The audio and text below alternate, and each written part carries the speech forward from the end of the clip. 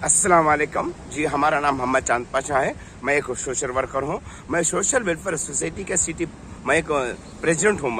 मैं आवाम की खिदमत करने वाला हूँ। मैं आवाम के लिए लड़ने वाला हूँ। हक ईमान के लिए लड़ रहा हूँ। मैं गरीब आवाम को इंसाफ होना बोल के लड़ता हूँ। मैं ये आसिफ नगर मंडल में लगता है। आसिफ नगर मंडल PS Nagar hockey ground back side polytechnic hostel के पीछे जो गरीब लोग लेबर का काम करने वाले, घरों में काम करने वाले हैं, वो लोग 95 साल से 100 साल से भी वहाँ पे लोग मौजूद है झोपड़ियाँ डाल के गवर्नमेंट लैंड में। तो वो पट्टे मंजूर करना बोल के हम हैदराबाद कलेक्टर को फिरियादी करे। सब लोग वो करने के वजह से कुछ लोगों ने रात के 2 बजे रात को आके झोपड़ियाँ जला दिए। ये झोपड़ियाँ जला दिए, सो ये प्रूफ है। ये झोपड़ियाँ जला दिए। वहाँ पे झोपड़ियाँ जलाने की वजह से हम लोग लैंड कमिश्नर के पास गए हैं। जाके हम नाइंसाफी हुई बोल के बोले तो लैंड कमिश्नर साहब ने हैदराबाद कलेक्टर को दे दो बोल के ऑर्डर जारी करे। ये ऑर्डर कॉपी है। 166 के हिसाब से ये गरीबों को दे दो, वहां नहीं तो दूसरी जगह दे दो बोल के लैंड कमिश्नर साहब ने ऑर्डर जारी करे। ये कब ऑर्डर जारी करे? 2 तारीख 3 महीना 2010 में ऑर्डर जारी करे हैदराबाद कलेक्टर को। अभी तक को अलॉटमेंट नहीं करे। जी हाँ, गरीबों को अभी तक अलॉटमेंट नहीं करे। 13 साल हुआ है। 13 साल से हैदराबाद कलेक्टर 13 साल से खाना नहीं खा रहा, क्या पूछ रहा हूँ मैं? 13 साल से तनख्वाह नहीं ले रहा, क्या पूछ रहा हूँ मैं? 13 साल से अभी तक क्यों इश्यू नहीं करे वो लोगों को? वो लोगों के झोपड़ा जला दे के वहाँ पे प्लेस को ओपन कर दिए। जी हाँ, गरीब लोग बेघर हो गए। बेघर होने की वजह से हम हाई कोर्ट चीफ जज को फिरियादी करे। ये हाई कोर्ट चीफ जज को फिरियादी करे हैं। हम तेलंगाना के गवर्नर मैडम को फिरियादी करे हैं। हम हाई कोर्ट सेकंड जज को भी फिरियादी करे हैं। हम सिटी सिविल कोर्ट जज को भी फिरियादी कर चुके हैं। हम लोग हमारे साथ नाइंसाफी है, इंसाफ करो बोल के बोले तो वहाँ पे झोपड़ी पट्टी वालों के पास, गरीब लोगों के पास, वहाँ पे जितने भी लोग रहते हैं ना, वहाँ पे वो लोगों को आसिफ नगर मंडल MRO ने वहाँ रह सकता रेजिडेंट सर्टिफिकेट भी इश्यू करे। ये रहा, ये रेजिडेंट सर्टिफिकेट। जी हाँ, गरीब लोगों को वहाँ पे रेजिडेंट सर्टिफिकेट है, वोट ID कार्ड है, करंट के बिला है और आधार कार्ड है। जी हाँ, ये वो लोगों का आधार कार्ड है, राशन कार्ड है। वो लोगों का हर चीज का सबूत है। वहां पे कोई सबूत नहीं है बोल के नहीं, हर चीज का सबूत है उनके पास। जी हाँ, उनके पास हर चीज का सबूत है। तो हम फिर एक बार लैंड कमिश्नर के पास गए। जाके हम लोग साहब हमारे अभी तक अलॉटमेंट नहीं करे साहब बोल के हम फिर कलेक्टर साहब को फिरियादी, लैंड कमिश्नर साहब को फिरियादी करे। तो చర్చ పెట్టండి, నాకు తెలియజేయండి। నేను ఒక సోషల్ వెల్ఫేర్ సొసైటీ నుంచి మహిళా సంఘం ప్రెసిడెంట్ గా నేను ఆరోపిస్తున్నాను। ఎందుకంటే మీరు పేద ప్రజల జీవితాలను నాశనం చేశారు। మీరే కదా అన్నది ఇంటికి ఒక ఉద్యోగం ఇస్తారని మోసం చేశారా? చేయలేదా?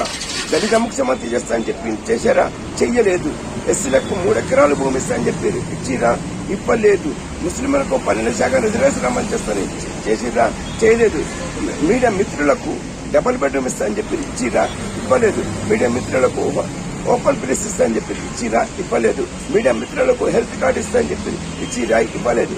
హక్కుల గురించి మాట్లాడితే, న్యాయం గురించి మాట్లాడితే మీరు అక్రమ కేసులు పెట్టి పేదవాళ్ళ జీవితాలను నాశనం చేశారు। సిగ్గు శరాలు మీకు ఉండాలి। నేను అందరికీ తెలియజేస్తున్నాను, ఆల్రెడీగా నా మీద అక్రమ కేసులు పెట్టి 2వ సారి జైలు పంపించారు కదా, 100 సార్లు పంపించండి, 100 కేసులు పెట్టుకోండి। దీని బాధ్యత పోలీసులు కూడా ఉండదు। ఎందుకంటే పేద ప్రజలు జీతాలు ఇస్తున్నారు। ఆల్ గవర్నమెంట్ అధికారుల వాళ్ళకు ప్రజలు జీతాలు ఇస్తున్నారు। పొలిటికల్ పార్టీ MP, MLఏలకు, ప్రధానమంత్రులకు, న్యాయస్థానంలో న్యాయవాదులకు కూడా ప్రజలు జీతాలు ఇస్తున్నారు। ప్రజలకు న్యాయం చేయలేకపోతే మీకు ఎందుకు ఈ భూమి మీద ఉండే మీకు హక్కు అధికారం కూడా लेదని ఈ मोहम्मद चांद पाशा తెలియజేస్తున్నాడు। जय हिंद, जय तेलंगाना। अल्लाह के राह पे चलने वाला हूँ, अल्लाह रसूल को मैं मानने वाला। पुलिस वाले, रिश्वतखोर पुलिस वाले अपना नाम कमाने के वास्ते इंस्पेक्टर मधुकर स्वामी कई लोगों की जिंदगी बर्बाद कर दिया है। जी हाँ, तो अभी इंस्पेक्टर मधुकर स्वामी अभी ACP बना हुआ है। अरे तू ACP बन, DCP बन, होम मिनिस्टर बन, तो कोई भी बन रहे, तो फालतू पुलिस ऑफिसर है, मेरी जिंदगी बर्बाद करा है। इज्जतदार है, एक बाप को पैदा हुआ ना इंस्पेक्टर, मेरे कहने से लीज चीजा मेरे को वापस देना चाहिए। और मेरे जो फालतू केस लगाए मेरे फालतू केस मार देना चाहिए। जो गरीब लोगों के जो झोपड़ियां जला दे के जो नाइंसाफी करे, तो हम लोग सिटी सिविल कोर्ट जज को फिरियादी करे। हम करे तो ये सिटी सिविल कोर्ट जज वाले जज आसिफ नगर मंडल MRO को नोटिस जारी करे, हैदराबाद RDO को एक नोटिस जारी करे है, 1 हफ्ते के अंदर रिपोर्ट दो बोल के, 1 हफ्ते के अंदर रिपोर्ट दो बोल के। 5 महीने हुआ है, अभी तक रिपोर्ट नहीं भेजे कोर्ट को, और वो लोग कोर्ट में हाजिर नहीं हुए। क्यों हाजिर नहीं हुए भाई? इसका मतलब क्या है? धोखेबाज बट्टेबाजी काम करे आसिफ नगर मंडल MRO, हैदराबाद RDO, ये गरीबों के साथ नाइंसाफी करे। हैदराबाद कलेक्टर को भी मालूम है, ये जो ST SC जो लिस्ट तैयार हुआ है ना, हैदराबाद कलेक्टर ऑफिस में भी रिकॉर्ड है, नामपल्ली RDO ऑफिस में भी रिकॉर्ड है, आसिफ नगर मंडल MRO के पास भी रिकॉर्ड है। हाँ? जब MRO ने वहां है सकता, सब गरीब लोगों को रेजिडेंट सर्टिफिकेट इश्यू करे, वहां पे आधार कार्ड है, राशन कार्ड है, करंट के बिल है, वोट ID कार्ड है, सब कुछ वहां पे प्रूफ है। वो लोगों का सब कुछ मेरे पास प्रूफ है, मैं सब कुछ प्रूफ बता रहा हूं। तो फिर अभी तक वो लोगों को इंसाफ क्यों नहीं मिला? अभी तक वो लोगों को घर क्यों अलॉटमेंट नहीं करे? क्या वजह से नहीं करे? लैंड कमिश्नर विद्यासागर साहब 166 जीवो के हिसाब से दे दो बोल के ऑर्डर जारी करे हैं, तो अभी तक हैदराबाद कलेक्टर छक मरा रहा है। क्या कर रहा है? 13 साल से खाना नहीं खा रहा कलेक्टर, तनख्वाह नहीं ले रहा है कलेक्टर। मैं पूछता हूँ हैदराबाद कलेक्टर को, हैदराबाद RDO को, आसिफ नगर मंडल MRO को पूछता हूँ, तनख्वाह नहीं ले रहे हैं? 13 साल से 14 साल से खाना नहीं खा रहे हैं? क्या खा रहे? घास खा रहे? क्या खा रहे? अक्ल नहीं है। अरे जनता तनख्वाह दे रही है, पब्लिक तनख्वाह दे रही है, पब्लिक का काम करने के वास्ते है, तेलंगाना के CM के गुलाम बनने के वास्ते नहीं है। क्यों तेलंगाना के CM के तलवे चाट रहे रिश्वत के खातिर? अरे रिश्वतखोर ఆఫీసరా? తెలంగాణ CM కేసీఆర్ గారికి నమస్కారాలు। నేను సోషల్ వెల్ఫేర్ సొసైటీ నుంచి మహిళా సంఘం ప్రెసిడెంట్ మహమ్మద్ చాంద్ పాషాగా మీకు సూటిగా అడుగుతున్నాను। తెలంగాణ CM కేసీఆర్ గారికి అడిగింది సమాధానం ఇవ్వాలని కోరుకుంటున్నాను। ఎందుకంటే నేను 5 ప్రశ్నలు అడుగుతాను తెలంగాణ CM కేసీఆర్ గారికి। ఒకవేళ నేను అడిగింది సమాధానం ఇస్తే తెలంగాణ స్టేట్ లో ఉన్న ముస్లిం మైనారిటీ వాళ్ళందరూ CM కేసీఆర్ కు బోనస్లు అవుతారు। ఒకవేళ నేను అడిగింది సమాధానం ఇవ్వలేకపోతే కేసీఆర్ దగ్గర ఉన్న ఆస్తి, అతని దగ్గర ఉన్న కుటుంబం దగ్గర ఉన్న ఆస్తి పేద ప్రజలకు పంచేయాలి। ఎందుకంటే కేసీఆర్ గారు అబద్దాలు మాట్లాడతాడు, 24 గంటలు అబద్దాలు మాట్లాడతాడు, తాగి ఏం మాట్లాడతాడు ఎవరికి ఏం తెలియదు। ఎందుకంటే అబద్దాలు మాట్లాడితే తలకాయ నరుక్కుంటా అని చెప్పిండు, అబద్దాలు మాట్లాడతాడు కదా తలకాయ నరుకొని చూపి కేసీఆర్ గారు। ఎందుకంటే నేను ఈ మాట ఎందుకు అంటున్నా అంటే, నేను అడిగింది నువ్వు సమాధానం ఇవ్వలేకపోతావు గనుక। ఎందుకంటే తెలంగాణ ప్రజలకు నిన్నగా ముంచేశావు, తెలంగాణ ప్రజలు జీవితాలను నాశనం చేశావు, తెలంగాణ ప్రజలు వాళ్ళ ప్రాణాలు తీసుకున్నావు, ఎంతో వేలాల మంది ప్రాణాలు పోయినాయి। ఎవరి బాధ్యత? కేసీఆర్ బాధ్యత, తెలంగాణ బాధ్యత అని చెప్తున్నాను। ఎందుకంటే 2004 ఎలక్షన్ వస్తున్నాయి, ఏం ముఖం పెట్టుకుని ఓట్లాడుతారని తెలంగాణ CM కేసీఆర్ గారికి చెప్తున్నాను। TRS పార్టీ అందరికీ అడుగుతున్నాను, విలేజ్ సర్పంచ్లకు, కౌన్సిలర్కు, ఎమ్మెల్యేలకు, ఎంపీలకు, మంత్రులకు అందరికీ చెప్తున్నాను, సిగ్గు శరలు ఎవరా మీకు మళ్ళా ఓట్లాడేందుకు వస్తున్నారు? ఏం పని చేసినారు 8-9 సంవత్సరాల నుంచి? నేను అడుగుతున్నాను, సమాధానం ఇవ్వండి। ఎందుకంటే కేసీఆర్ గారు మీరు చెప్పారు కదా ఇంటికి ఒక ఉద్యోగం ఇస్తానని చెప్పి మోసం చేసిరు కదా, దళిత ముఖ్యమంత్రి చేస్తానని మోసం చేసిరు కదా, 3 ఎకరాల భూమి ఇస్తానని చెప్పి మోసం చేసిరు కదా, డబుల్ బెడ్రూమ్ ఇస్తానని మోసం చేశారు కదా, ముస్లింస్ లకు 12% రిజర్వేషన్ అమలు చేస్తానని మోసం చేశారు కదా, ఇంటికి ఒక ఉద్యోగం ఇస్తానని మోసం చేశారు కదా, గిరిజనులకు 12% రిజర్వేషన్ అమలు చేస్తానని మోసం చేశారు కదా, మీరు చీఫ్ టికెట్స్ బంద్ చేస్తానని చెప్పేసి మీ విద్య కవితతోటి చీఫ్ టికెట్స్ బంద్ చేపిస్తున్నారు కదా। సిగ్గు శరాలు లేవా మీకు? ఏం మళ్ళా ముఖం పెట్టుకుని ఓట్లాడుతున్నారు మీరు? వచ్చే ఎన్నికల్లో 2004లో మీకు సమాధానం బుద్ధి చెప్తారు। ఎందుకంటే పేద ప్రజల జీవితాలను నాశనం చేశారు, తెలంగాణ ప్రజలకు అందరికీ నిండగా ముంచేశారు। ఈ రోజు మీ దగ్గర ఉన్న ఆస్తి ప్రజల ఆస్తి, ఆ ప్రజల ఆస్తి ప్రజలకు పంచేయాలి। మీరు ఒక అయ్యకు పుట్టినవాడైతే, ఒక్క అమ్మకు పుట్టినవాడైతే, నువ్వు ఒక అయ్య అమ్మకు పుట్టినవాడైతే, నీతి నిజాయితీ ఉంటే చాన్మియా సెంటర్ లో ఒక చర్చ పెట్టు, నాకు ఇన్ఫర్మేషన్ నేను చర్చకు వస్తాను। ఎందుకంటే మీరు అబద్ధాలు చెప్పారు, మోసం చేశారు, తెలంగాణ ప్రజల జీవితాలను నాశనం చేశారు। మీరు నీతి నిజాయితీగా ఉంటే మీరు కరెక్ట్ CM కదా, మీరు మీ దగ్గర దమ్ము ఉంటే, మొగతనం ఉంటే చాన్మియా। तो हम फिर एक बार लैंड कमिश्नर के पास गए, जाके हम लोग साहब हमारा अभी तक अलॉटमेंट नहीं करे साहब, बोल के हम फिर कलेक्टर साहब को फिरियाद, लैंड कमिश्नर साहब को फिरियादी करे, तो फिर लैंड कमिश्नर साहब क्या करे मालूम है, हैदराबाद कलेक्टर साहब को बुला भेज के ST SC लिस्ट तैयार करने लगा। ये ST SC लिस्ट तैयार करे। जी हाँ, ये घरान देने का है तो ST SC लिस्ट तैयार करते, घरान देने का है, अगर जमीना देने का है तो ST SC लिस्ट तैयार करते।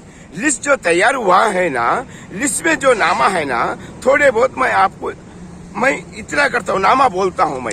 लिस्ट के अंदर पहला नाम गौसिया बेगम, उसके बाद तस्लीम बेगम, उसके बाद बिल्किस बेगम, उसके बाद खैरून बेगम, उसके बाद मुमताज बेगम, और उसके बाद चांदू पाशा, यूसुफ जानी और शबाना बेगम और शरीफा बेगम, सालेजा और बुज्जम्मा, इनके साथ और थोड़े लोग लिस्ट में नाम है। यूसुफ जानी भी है उसमें, हाँ, यूसुफ जानी का भी नाम है लिस्ट के अंदर। शबाना बेगम का भी नाम है, खैरून बेगम का भी नाम है, मुमताज बेगम का भी नाम है, जी हाँ, शरीफा बेगम का भी नाम है, चांद पाशा का भी नाम है, सालेजा का नाम है, बिल्किस बेगम का नाम है और तस्लीम बेगम का भी नाम है लिस्ट में, और गौसिया बेगम का भी नाम है लिस्ट में। ये लिस्ट तैयार होके आपको 13 साल हो रहा है।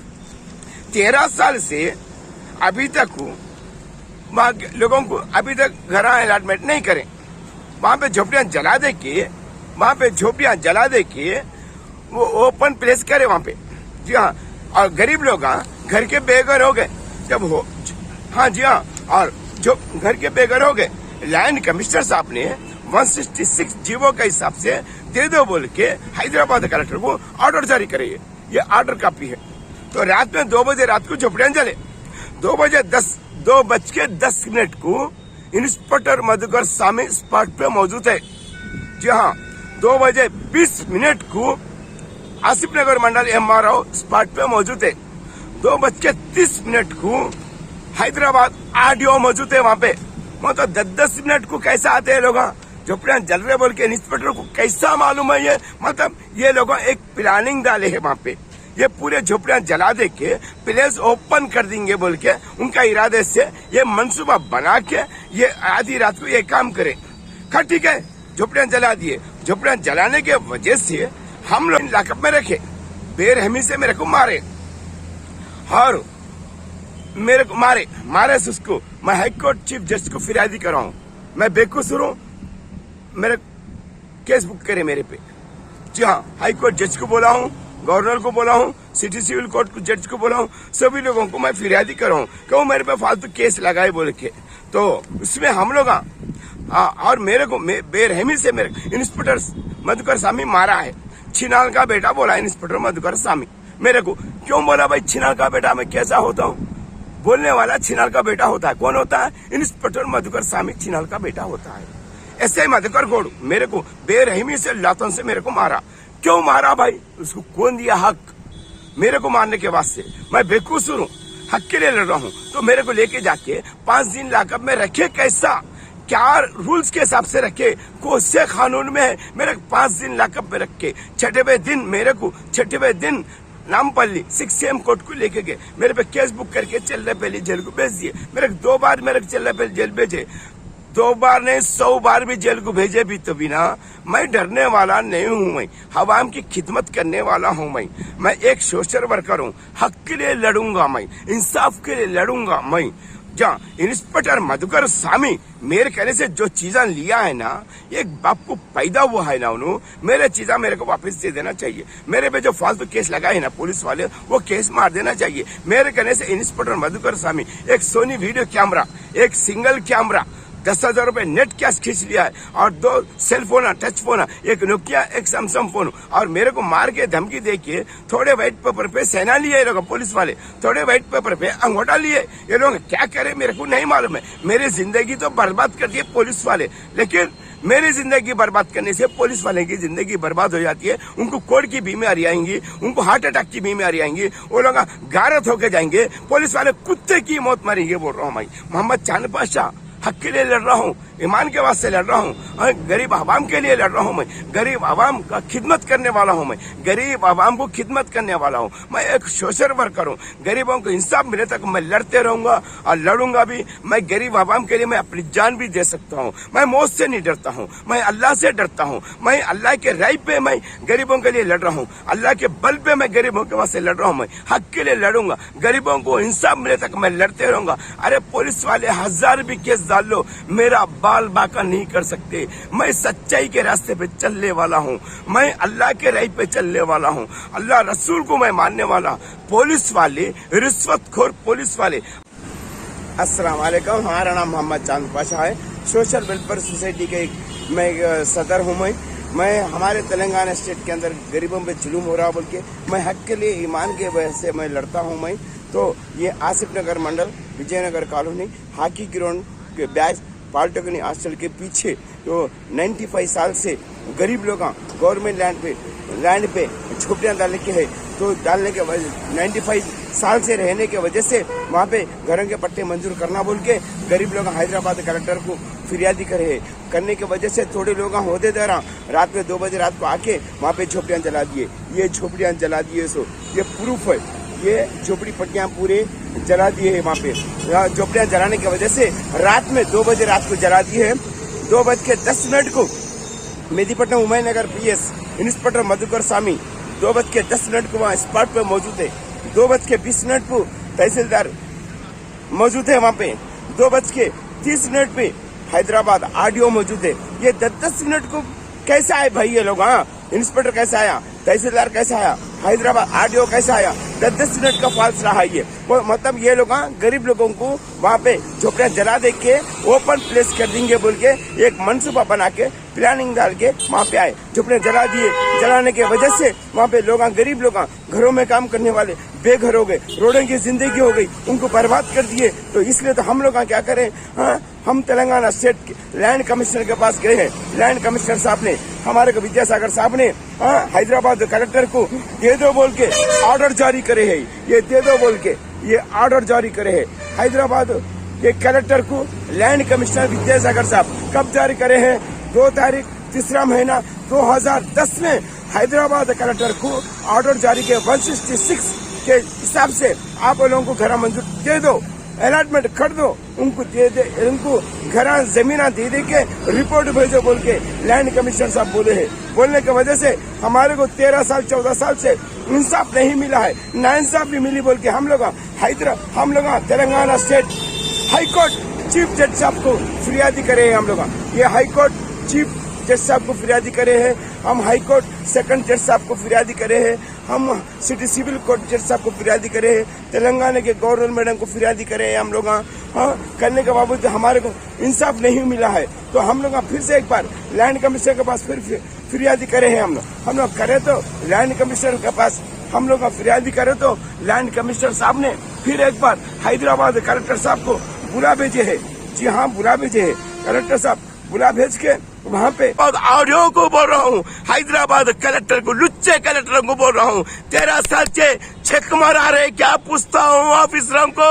ST SC लिस्ट ठहरा हुआ है, मेरे पास हर चीज का प्रूफ है। अदालत में भी पेश कर रहा हूँ। हमारे अदालत के अंदर, कोर्ट के अंदर भी इंसाफ नहीं कर रहे जड्जा, लालचिया हो गए जड्जा भी, चाहे वो छोटा जज हो या बड़ा जज हो, लालची हो गए, गुलामगिरी कर रहे हैं। तेलंगाना के CM के KCR के गुलामगिरी कर रहे हैं, बीजेपी पार्टी वाले गुलामगिरी कर रहे हैं, गरीब लोगों के साथ नाइंसाफी कर रहे हैं। अरे मेरे पास पूरा सबूत है। ऑफिसरों को अंधे है क्या? ऑफिसरों को दिख रहा नहीं क्या? क्या नहीं है ऑफिसरों को? मैं हक के लिए लड़ रहा हूँ तो मेरे पे पुलिस केस क्यों चेक मराने करे बे? अरे तुम लोग ऑफिसर है या बोकर है? अरे दलाल है रे। अरे गरीबों की बदवा लग के तुम लोग गारत होके जाएंगे, कुत्ते की मौत मरेंगे। ऑफिसरों को बोल रहा हूँ, मोहम्मद चांद पाशा मर्द की आवाज है।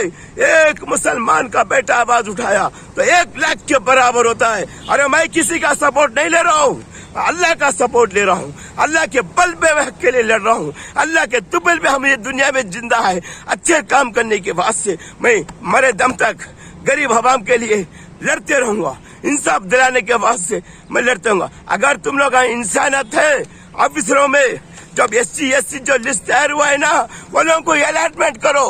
क्यों अलॉटमेंट नहीं कर रहे?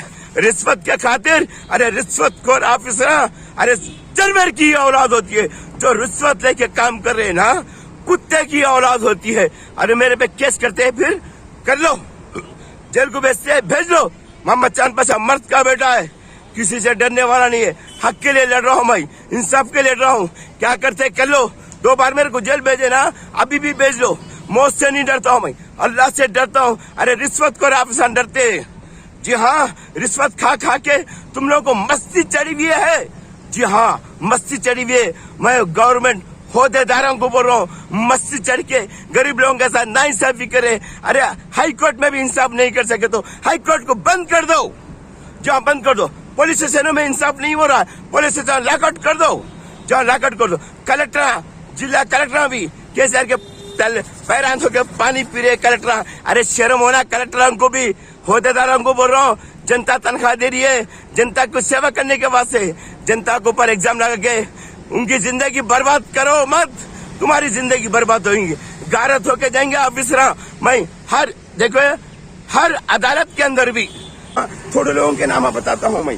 पहले लिस्ट के अंदर गौसिया बेगम, तस्लीम बेगम और बिल्किस बेगम, खैरुन्निसा, मुमताज बेगम, यूसुफ जानी, शबाना बेगम, चांदू पाशा और शरीफा बेगम और इनके साथ और भी थोड़े लोग, शालेजा, गुज्जम्मा, इनके साथ और भी थोड़े लोग मौजूद थे। जब SC लिस्ट जब तैयार हो गई है ना, अभी तक क्यों नहीं दे रहे? वजह क्या है? इसका जवाब चाहना चाहिए। मतलब एक जज साहब नोटिस भेजने के बावजूद भी 4-5 महीने हो गए नोटिस जारी करके, अभी तक रिकॉर्ड नहीं दे रहे। वो लोग अभी तक कोर्ट में हाजिर नहीं हो रहे। हमेशा मैं कोर्ट में हाजिर हो रहा हूँ मैं, और मैं ये भी हाजिर हो रहा हूँ। ये लोग मेरे को आसिफ नगर मंडल MRO हैदराबाद आडियो बार बार मेरे को फोन करके टार्चर कर रहे हैं। क्यों जा रहे कोर्ट को, क्या वजह से जा रहे, फिर से तुम्हारे को पुलिस केस करते बोल के मेरे को धमकी दे रहे। मैं ऐसे धमकियों से मैं डरने वाला नहीं हूँ। मैं ऐसे धमकियों से मैं डरने वाला नहीं हूँ। गरीबों को इंसाफ मिले तक मैं हक के लिए मैं बराबर लड़ते रहूंगा, क्योंकि मेरे पास से हर चीज के मेरे कने ये प्रूफ है, मेरे कने पूरा सबूत है। मेरे कने जब हर चीज का मेरे कने जब सबूत है ना, मैं क्यों डरूंगा? किसी से क्यों डरूंगा? मैं बोलो, ऑफिसर जब गलती कर रहा है ऑफिसर को डर रहता है, मेरे को क्यों डर रहेगा? मैं क्यों डरूंगा? मैं पूछना चाहता हूँ इसकी वजह क्या है? रिश्वत नहीं देने की वजह से ये लोगों फाइल रोक लिए है। अगर एक बाप को पैदा हुए इंसानियत है ये लोगों में, अगर ये लोगों को SC जो लिस्ट तैयार हुआ है ना, वो लोगों को अलॉटमेंट करो बोल रहा हूँ मैं वो लोगों को अलॉटमेंट करो बोल रहा हूँ। रिश्वत नहीं देने की वजह से ये लोगों फाइल रोक लिए। अगर जब ये लोग रिश्वत नहीं मांगे है ना, रिश्वत तलब नहीं करे है ना, तो फिर फाइल क्यों रोक लिए लोग? क्या वजह से फाइल रोक लिए लोग? वजह क्या है बताओ? जब उस सिटी सिविल कोर्ट एक जज रिपोर्ट दे बोले 5 महीने से रिपोर्ट क्यों नहीं दे रहे हैं? वजह क्या है उसकी? 5 महीने अभी तक कोर्ट में हाजिर क्यों नहीं है? शर्म नहीं है? आडियो को पूछ रहा हूँ, शर्म नहीं है? आसिफ नगर मंडल MRO को पूछ रहा हूँ, हैदराबाद कलेक्टर को पूछ रहा हूँ, शर्म नहीं है?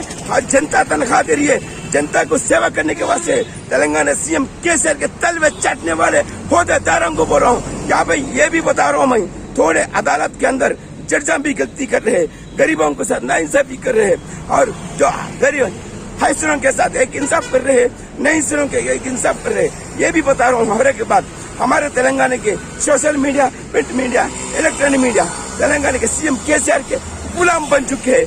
मैं हैदराबाद जाहिर करता हूँ, कोई भी जो भी कुछ करना है कर ले सकते हैं मेरे को। मैं किसी से डरने वाला नहीं हूँ। गरीबों को इंसाफ मिले तक मैं लड़ते रहूंगा बोल के मोहम्मद चांद पाशा लोगों को घर अलॉटमेंट क्यों नहीं करे, जमीन क्यों नहीं दिए, क्या वजह से नहीं दिए, इसकी वजह क्या है? तो हमारे गवर्नमेंट होदेदार रिश्वत मांगे, रिश्वत तलब करे, रिश्वत नहीं देने की वजह से आसिफ नगर मंडल तहसीलदार हैदराबाद आडियो रिश्वत नहीं देने की वजह से ये फाइल रोक ली है। मैं पूछता हूँ, जब अगर सब रिश्वत नहीं पूछे है तो फिर ये लोगों का अलॉटमेंट क्यों नहीं करे, क्यों नहीं दिया अभी तक?